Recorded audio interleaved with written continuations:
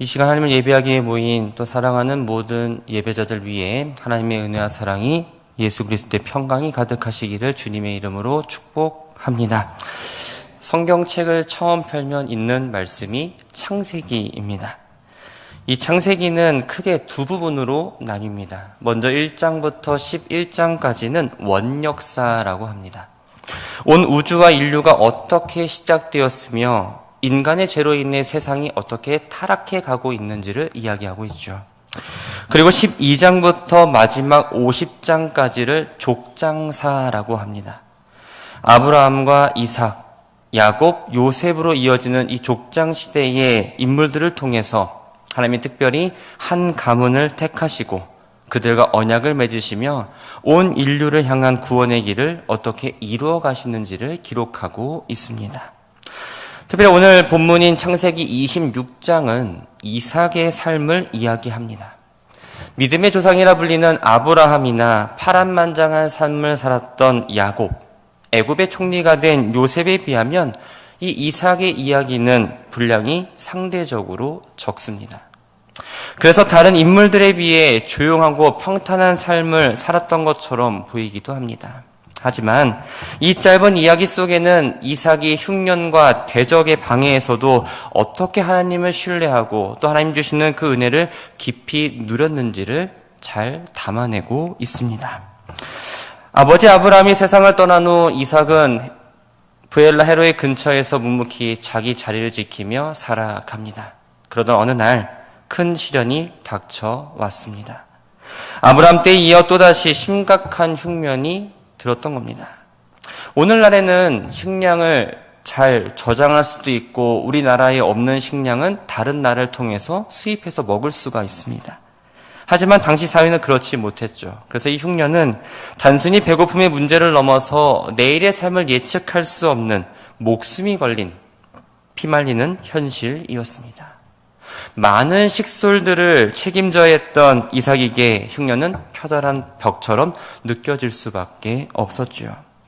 이삭은 깊은 고민을 합니다. 그 고민 끝에 과거 아브라함이 흉년 때에 애굽으로 내려갔던 것처럼 식솔들을 이끌고 애굽에 가기로 결정합니다.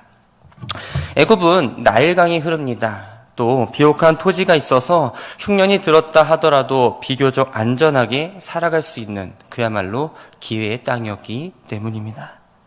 이삭과 그 식솔들은 애굽으로 내려가던 길에 그랄이라는 곳에 도착합니다. 그랄은 가나안 남쪽과 블레셋 지역 사이에 위치한 곳으로서 블레셋 왕이었던 아비멜렉이 다스리던 성읍입니다.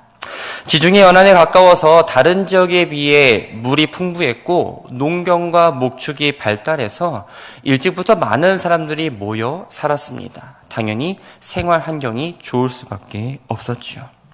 이것은 과거 아브라함이 기근을 피해 찾아왔던 곳이면서 아내 사라를 누이라고 속여 위기를 겪었던 장소이기도 합니다. 그랄 땅에 도착했을 때 하나님께서 이삭에게 나타나서 이렇게 말씀하시죠. 2절을 보면 애굽으로 내려가지 말고 내가 내게 지시하는 땅에 거주하라 라고 합니다. 현실의 위기 때문에 인간적인 생각이나 방법을 의지하러 애굽 땅으로 내려가지 말고 오직 하나님이 주신 그 약속과 인도하심만 믿고 따르라는 당부였습니다. 거기에다가 과거 아브라함이 흉년을 겪었을 때 곧바로 애굽으로 내려가서 어려움을 겪었던 그 실수를 이삭이 되풀이하지 않았으면 하는 하나님의 세심한 배려가 담겨 있었죠. 하나님은 이삭에게 이렇게 또 말씀하십니다. 너가 내 말대로 이곳에 머문다면 내가 너와 함께 하겠다. 내 자손을 하늘의 별과 같이 번성하게 하고 그 땅을 내 자손에게 주며 내 자손으로 말미암아 천하 만민이 복을 받게 하겠다. 다시 말하면 인간이 인간의 방법으로 따르지 않고 하나님 말씀에 순종할 때 과거 아브라함이 주셨던 그 약속을 이삭의 삶에서도 신실하게 드러내겠다고 다시 한번 약속을 주셨던 겁니다. 하나님의 약속은 절망했던 이삭에게 큰 위로가 되었습니다. 또 흔들렸던 그 마음 가운데에 그 굳건히 붙들 수 있는 따뜻한 격려가 되었죠. 그래서 눈앞의 위기를 피하고자 애굽으로 향하던 이삭은 이제 그 발걸음을 멈춰 섰습니다. 오직 하나님 말씀에 의지하여 그랄 땅에 머물기로 결단합니다. 하지만 이 그랄 땅에 머문다는 결단 뒤에는 현실적으로 마주하고 해결해야 될 문제가 쌓여 있었습니다. 이삭은 대대로 가축을 치며 살아온 유목민입니다. 하지만 흉년이 들어서 가축들이 물도 마실 수 없고 풀도 그만큼 줄어들 수밖에 없습니다. 당연히 유목 생활만 고집하며 살아갈 수가 없었죠. 그래서 그 땅에서 생계를 유지하고 또한 살아가기 위해 한 번도 해보지 못한 농사라는 새로운 분야에 도전합니다. 유목과 농경을 병행하다 보니 당연히 가축에게도 또한 농작물에게도 물을 계속 댈 수밖에 없었습니다. 그래서 이삭은 부지런히 땅을 파서 우물을 만들기 시작합니다. 농사에 전혀 익숙하지 않았습니다. 또 이 그랄 땅은 이삭이 살던 땅도 아닙니다. 그 땅이 어떤 토질인지 어떤 기후인지 전혀 알 수 없습니다. 파악하지 않고 그냥 농사를 지었는데 그의 이삭은 정말 상상할 수 없는 기적을 경험하게 되죠. 그래서 12절과 13절 말씀을 보면 이삭이 그 땅에서 농사하여 그 해에 100배나 얻었고 여호와께서 복을 주심으로 그 사람이 창대하고 왕성하여 마침내 거부가 되었다라고 기록하고 있습니다. 인간의 노력이나 뛰어난 농사기술로 이뤄낸 결과가 아닙니다. 척박한 가뭄 가운데서도 이삭이 하나님 말씀에 순종하고 오직 하나님만 의지하며 나아갔기에 하나님께서 주신 전적인 은혜이자 선물이었던 거죠. 사랑하는 성도 여러분, 우리의 삶에도 이렇게 견디기 어려운 흉년이 찾아올 때가 있습니다. 건강한 것 같았는데 검사를 받아보니 암이라는 진단을 받습니다. 그럴 때 갑자기 몸이 아파지고 마음도 심란해지죠.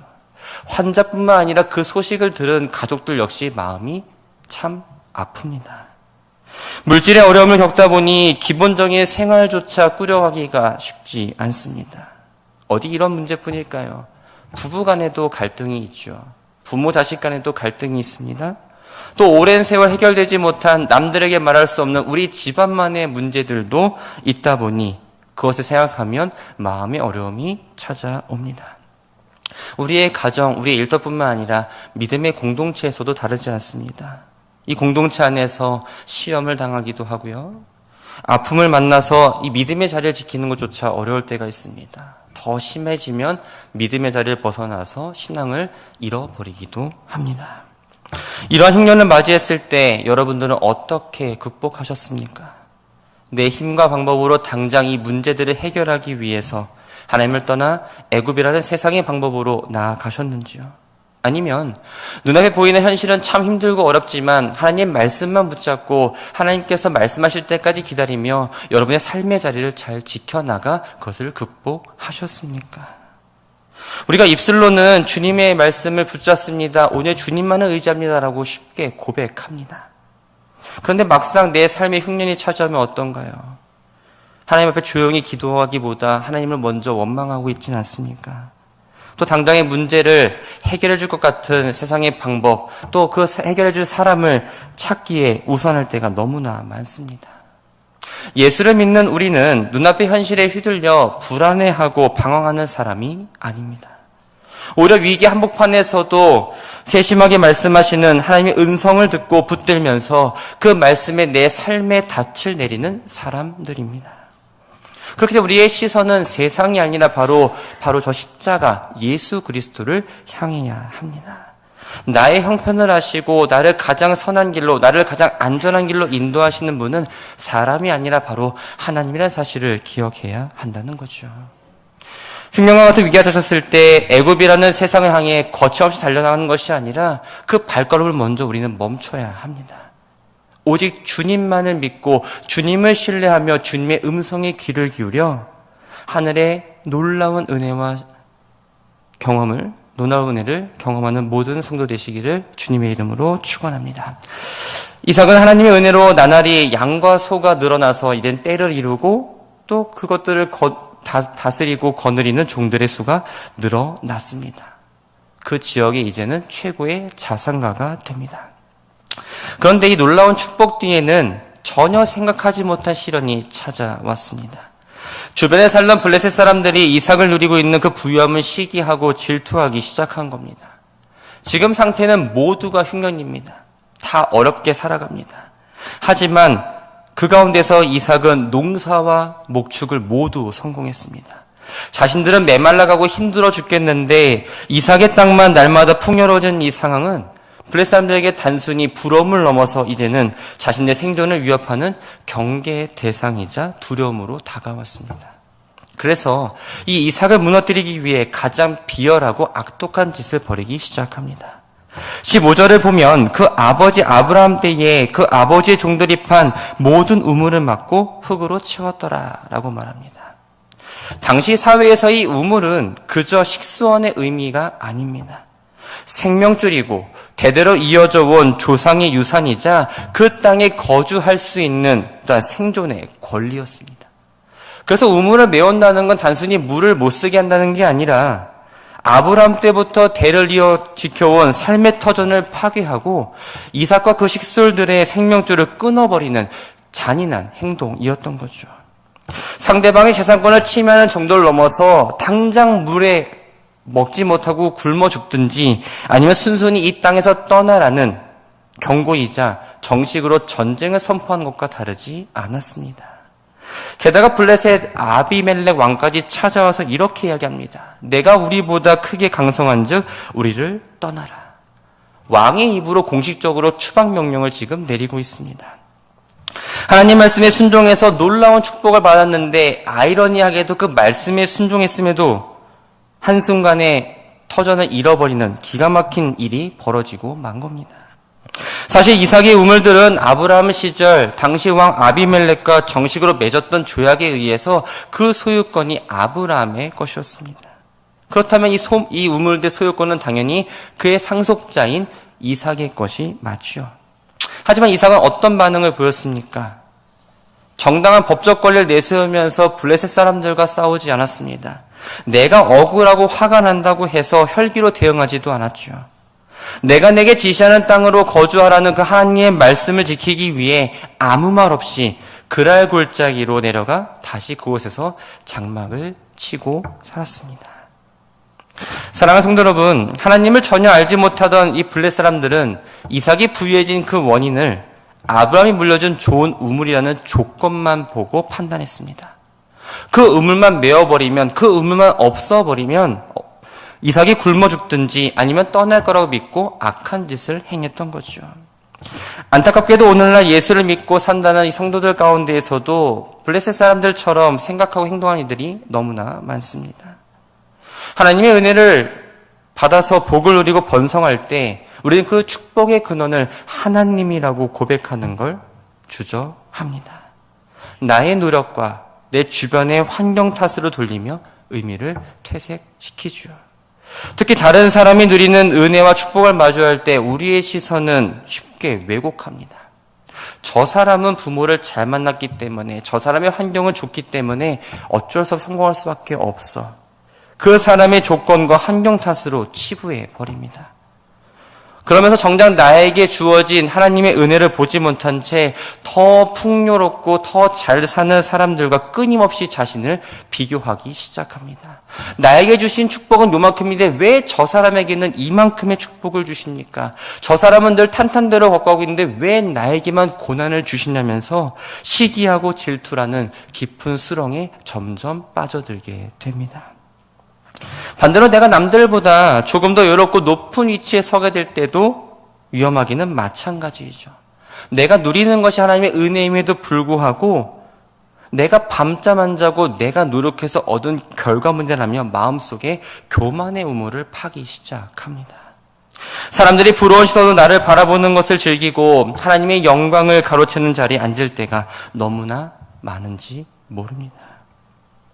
블레셋 사람들이 이삭의 우물을 흙으로 메우며 횡포했던 것처럼 사단은 우리에게 염려와 불평, 시기와 질투라는 흙으로 우리 마음속에 있는 우물들을 부지런히 메우고 있습니다. 이때 우리가 깨어있지 않으면, 우리가 기도하지 않으면, 우리가 하나님의 은혜를 잊어버리면 우리의 마음 가운데는 어느새 하나님의 은혜가 자리 잡지 못하고 시기와 질투와 미움과 다툼이라는 것들, 죄의 찌꺼기들만 남아서 굳어버리게 됩니다.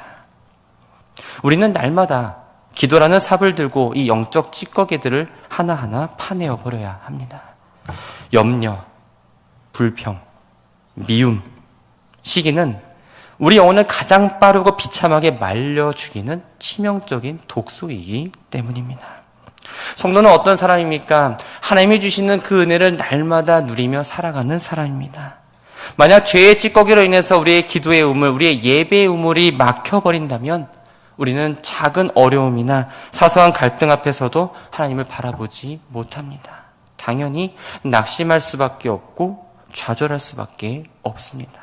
그렇기 때문에 날마다 우리는 깨어 이 예배의 자리를 사수하고 기도의 우물을 살려내야 합니다. 이삭은 힘들게 일궈놓은 좋은 땅과 우물을 통째로 빼앗겼습니다. 아무것도 없는 황무지에서 다시 뭔가 시작한다는 것 결코 쉬운 일이 아닙니다. 그러나 블레셋 사람들이 알지 못한 한 가지 진실이 있었습니다. 눈에 보이는 우물은 막혔을지라도 하나님과 연결된 이삭의 영적 우물은 결코 마르지 않았다라는 사실입니다. 과거 아브라함이 살아있을 때도 그랄 골짜기에 우물을 판 적이 있습니다. 그리고 그 우물 문제 때문에 당시 블레셋과 아비멜렉과도 다툰 적이 있었습니다. 그런데 아브라함이 죽자마자 블레셋 사람들은 그 우물을 메워버립니다. 이제 이삭은 아버지가 살았던 그 현장으로 돌아와서 블레셋 사람들이 막아내었던 우물들을 하나하나 파내기 시작합니다. 그리고 아버지가 지었던 그 우물들의 이름을 불러주었습니다. 이삭은 아버지가 팠던 우물들을 복구했을 뿐만 아니라 그곳에서 더 깊이 땅을 파내려가 마침내 수질이 좋은 새로운 샘근원을 찾아냅니다. 그런데 이러한 기쁨도 잠시 또다시 블레셋 사람들이 때를 지어 몰려와 억지를 부리며 분쟁을 일으키기 시작합니다. 이들은 적반하장으로 이 골짜기는 우리의 땅이니 이삭 내가 새로 판 우물 역시 우리 거라면서 생떼를 부리기 시작하죠. 19절과 20절을 보면 이삭의 종들이 피땀 흘려 골짜기를 파서 마침내 샘근을 얻었다고 분명하게 이야기합니다. 우물에 대한 소유권은 당연히 이삭에게 있었습니다. 법으로 다툰다 하더라도 이것은 분명 이삭의 것이 맞지요.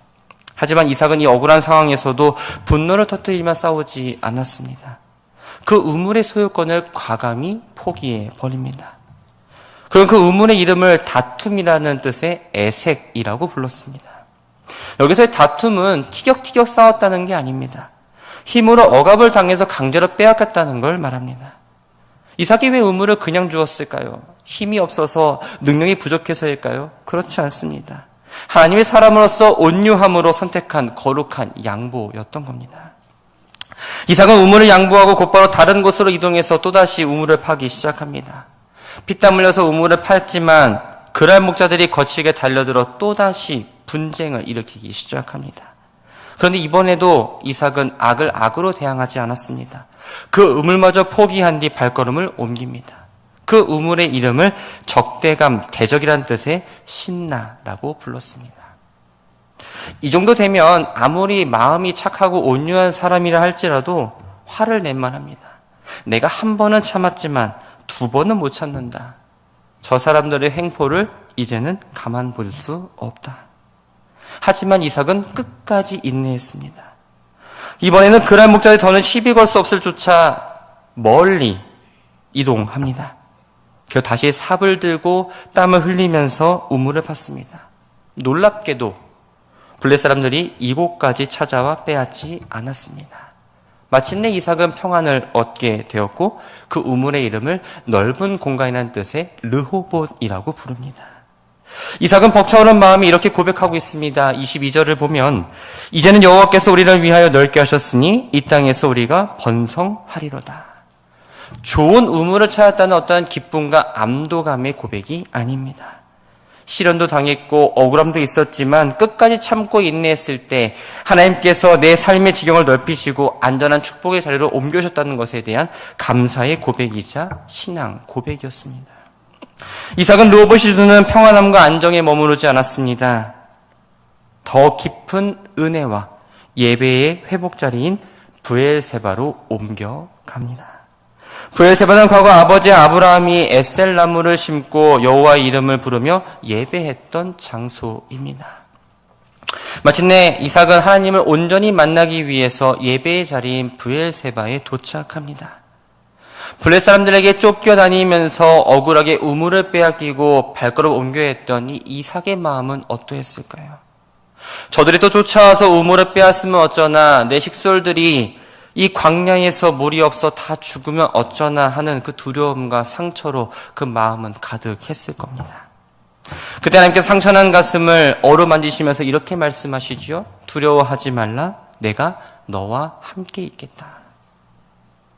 이 말은 정말 이삭에게 완벽한 위로가 되었고 보호가 되었고 약속이었습니다. 하나님의 임재와 위로를 경험한 이삭은 그곳에 제단을 쌓고 여호와의 이름을 부르며 하나님을 예배합니다. 그리고 나서 장막을 쳤고 이삭의 종들은 다시 우물을 파기 시작합니다. 사랑하는 믿음의 가족 여러분, 우리가 인생을 살면서 어려움과 또 내 마음 깊은 갈증을 누구보다 잘 아시는 분은 바로 하나님 한 분뿐입니다. 그럼에도 불구하고 우리는 정작 어려움을 마주하면 이 사실을 너무나 쉽게 잊어버리곤 합니다. 주변 사람들이 어려움을 겪을 때 야, 낙심하지 말고 나가서 하나님 앞에 기도해라고 우리는 참 쉽게 이야기하죠. 그런데 막상 내 삶에 지독한 가뭄이 찾아오고 억울한 일을 당하면 나는 하나님 앞에 발걸음을 쉽게 떼지 못합니다. 그런 나를 나보다 더 잘하시고 내가 처한 문제보다 훨씬 더 크신 만군의 여호와 하나님 앞에 내가 나아가 무릎 꿇을 때 하나님은 지친 우리의 마음을 위로하시고 안아주십니다. 세상에 줄 수 없는 하늘의 큰 위로로 우리들의 마음을 치유하시고 우리가 걸어가야 될 그 길을 한 걸음 한 걸음 인도하신다는 거죠. 우리가 기억해야 될 게 있습니다. 우리의 삶이 늘 평탄한 길을 걸어가지 않습니다. 언덕을 올라갈 때도 있고 급하게 내려막길을 갈 때도 있습니다. 삶의 환경이 우리를 지치게 합니다. 하지만 우리의 영혼의 우물은 마르지 말아야 합니다.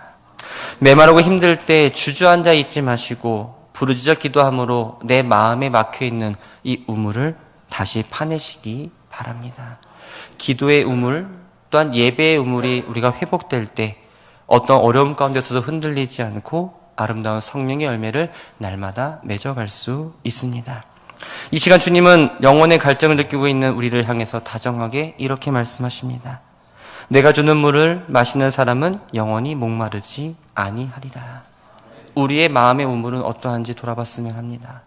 내 마음의 우물에 혹 미움과 시기와 질투라는 영적 찌꺼기로 닫혀 있는지, 그래서 기도의 우물, 예배의 우물이 말라가고 있는지, 우리는 이제 오늘 말씀을 마음에 새기면서 기도의 우물, 예배의 우물을 회복해내야 합니다. 날마다 주님이 주시는 그 은혜를 공급하고 있다는 걸 잊지 마시고 끝까지 인내하시고 화평을 이루어가면서 복된 삶을 살아가는 모든 성도들 되기를 바랍니다. 그래서 어떤 어려움 가운데 있더라도 좌절하지 마시고 낙심하지 마시고 나와 함께 동행하시는 예수 그리스도를 바라보며 믿음의 예배자로 서나가는 우리 모든 성도님들 되시기를 주님의 이름으로 축원합니다.